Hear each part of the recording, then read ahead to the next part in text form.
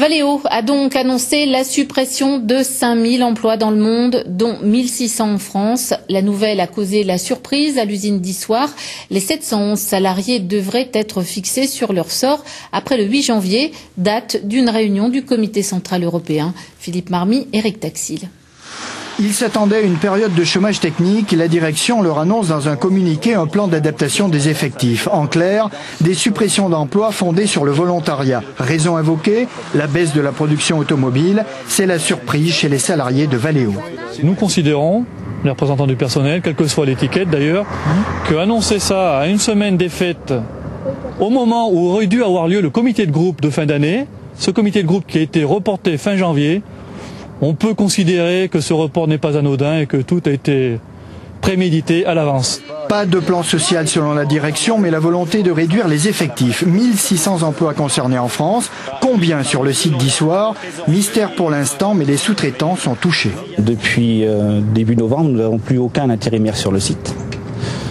Nous commençons à réduire les prestations de services des sociétés extérieures. Valeo est également touché par un autre plan en cours qui prévoit la suppression de 20% de l'effectif des cadres, ingénieurs et agents de maîtrise. À Issoire, l'inquiétude grandit.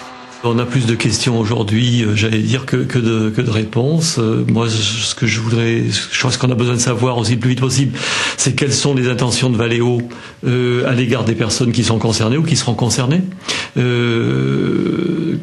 Comment ça va se répartir aussi dans l'entreprise? Est-ce que ça ne pourra pas être uniquement des suppressions, par exemple, dans ce qu'on appelle les emplois de structure? Reçus par le président de la branche essuyage, les syndicats n'ont obtenu aucun détail sur les intentions du groupe. La direction précise qu'elle dévoilera ses intentions le 8 janvier lors du comité d'entreprise européen. Les 710 salariés vont donc passer les fêtes de Noël dans l'incertitude, alors que Valeo continue à faire des bénéfices.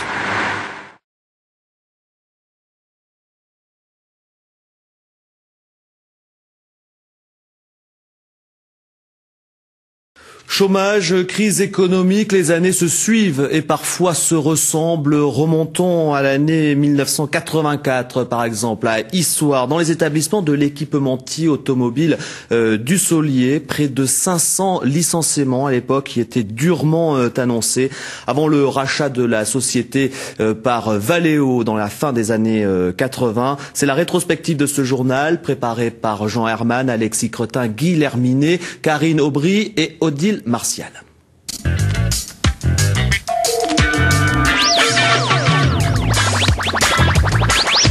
Issoire, 16 heures devant l'usine, c'est l'angoisse, atmosphère tendue, dramatique chez les manifestants CGT qui attendent les résultats du comité d'entreprise extraordinaire qui se tiennent aujourd'hui dans chaque unité du Saulier.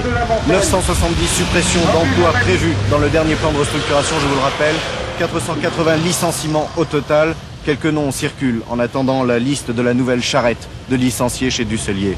Manifestation soutenue par le Parti communiste qui demande entre autres un plan d'urgence des pouvoirs publics dont le principe avait été accepté il y a quelques mois par Laurent Fabius. Cet après-midi, la colère monte, la CGT renouvelle en vain ses propositions. Elle est indignée par l'attitude de la direction. De l'argent, il y en a. Je leur ai dit et répété, Valeo a beaucoup d'argent. Nous, on a tout donné en ce qui nous concerne. De par nos salaires, on répète, 80% du personnel, c'est 3600 à 3800 francs par mois. On a tout donné, nos acquis. Nous chômons. Il y a de la répression tout azimut. Mais alors, mais qu'est-ce qu'ils veulent, hein? Qu'est-ce qu'ils veulent de plus? Et on nous explique, par la voix du nouveau directeur, qu'il faut encore se serrer la ceinture. Eh bien non, on n'est pas sur le même bateau. 16h30. Après la colère, c'est l'abattement. La liste de licenciés tombe ici, comme à la porte de chaque unité de Dusselier. Jean-Louis, Chatou Joseph, Cheminot Didier, Kézérois Joël, Couder Anna, Couder Sylvie, Couderas Jean, Crespin Christian. Ce qu'il faut, c'est le rapport de force, disait un représentant de la CGT à travers les grilles. Mais aujourd'hui, on fait d'abord le bilan social, désastreux. Après avoir dénoncé le système policier de l'entreprise, les militants CGT constatent qu'ils sont une fois de plus majoritaires dans le train de licenciés. 17h, manifestation à Issoire comme à Sainte-Florine, Vergonjon et Brassac. L'affaire Dusselier, le drame Dusselier, c'est aujourd'hui l'affaire de tous, peut-être plus aujourd'hui qu'avant.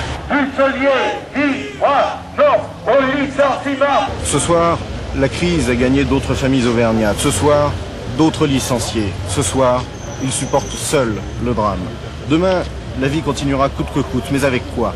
Qui ose ne pas être solidaire de ceux qui ont presque tout perdu en quelques minutes aujourd'hui?